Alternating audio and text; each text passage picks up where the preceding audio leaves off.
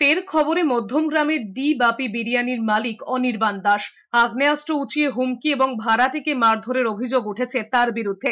ঘটনায় যথেষ্ট উত্তেজনা ছড়িয়েছে এলাকায়। লিখিত অভিযোগের ভিত্তিতে পুলিশ তাকে গ্রেফতার করেছে। পুলিশ সূত্রে খবর, বিশ্বজিৎ দত্ত নামে এক ব্যক্তি মধ্যমগ্রামে ওই বিরিয়ানির দোকানের কাছে অনির্বাণের থেকে একটি ভাড়া নিয়েছিলেন। সময় মতো ভাড়াও মিটিয়ে দিয়েছিলেন বিশ্বজিৎ। তবে বেশ কয়েকদিন ধরেই ওই ব্যক্তিকে ঘর ছেড়ে দেবার জন্য চাপ দিচ্ছিলেন অনির্বাণ।